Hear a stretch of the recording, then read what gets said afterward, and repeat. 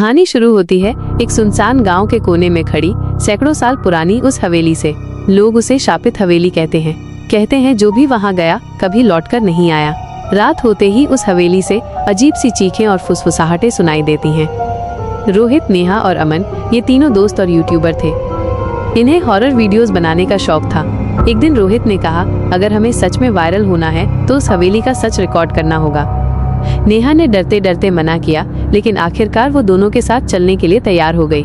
रात के करीब 12 बजे तीनों अपने कैमरे और टॉर्च लेकर हवेली के बाहर खड़े थे।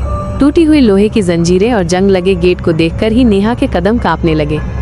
रोहित कैमरा ऑन करता है और कहता है, दोस्तों आज हम आपको इस हवेली का असली सच दिखाएंगे।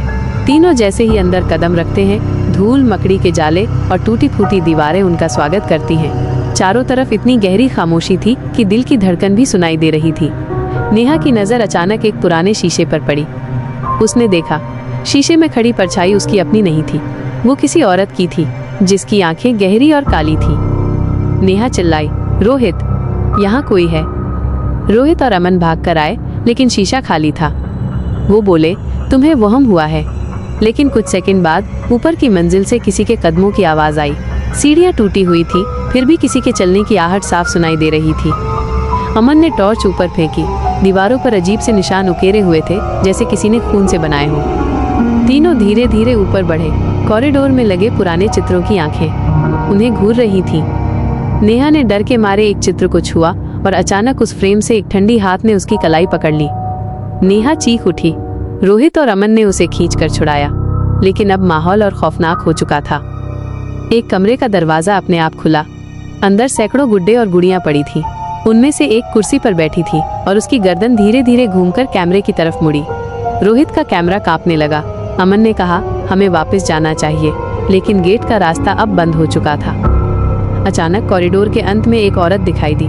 सफेद फटी साड़ी, बिखरे लंबे बाल और उसका चेहरा धुंध में छुपा हुआ। तीनों डर के मारे जम गए। नेहा कांपते हुए बोली, हमें भागना होगा।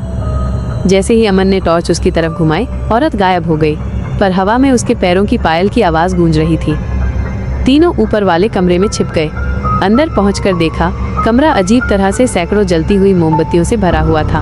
फर्श पर एक बड़ा गोल चिन्ह बना हुआ था और उसके बीच में धुंध से भरा हुआ काला साया खड़ा था।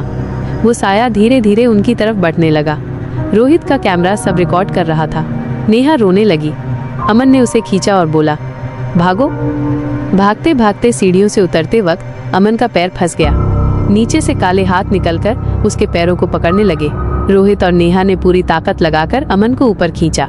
दीवारों पर अब डरावने चेहरे उभर आए थे, जो पागलों की तरह हंस रहे थे। आंधी तूफान के बीच उन्होंने खिड़की खोली। बाहर बिजली चमकी और खिड़की के बाहर वही औरत खड़ी थी, बिना पलक झपकाए उन्हें देख रही थी। तीनों भागकर हवेली के गेट की तरफ दौड़े। पीछे से उस औरत की चीखती हुई आवाज गूंज रही थी। नेहा और अमन के कदम अचानक रुक गए, जैसे किसी अदृश्य ताकत ने उन्हें पकड़ लिया हो। रोहित अकेला गेट पार कर बाहर निकल पाया। वो मुड़ा और देखा कि नेहा और अमन अब हवेली की खिड़कियों में कैद खड़े थे। उनकी आंखें बिल्कुल काली हो चुकी थीं। रोहित के हाथ में कैमरा अब भी चालू था। उसकी सांसें तेज थीं और उसकी आंखों में वही सवाल था, क्या मैं सचमुच अकेला बचा हूँ या अगला नंबर मेरा है? यह थी शापित हवेली की कहानी। याद रखिए, कुछ दरवाजे कभी नहीं खोलने चाहिए। भाई वीडियो को लाइक करके जाना और सब्सक्राइब करके जाना भाई। Thank you so much for watching. आपके लिए ऐसी वीडियो लाते रहेंगे हम भाई। आधे लोग बिना लाइक किए और सब्सक्राइब करे चले जाते हैं भाई। प्लीज़ सब्सक्राइब करो यार, चैनल को सपोर्ट कर दो यार।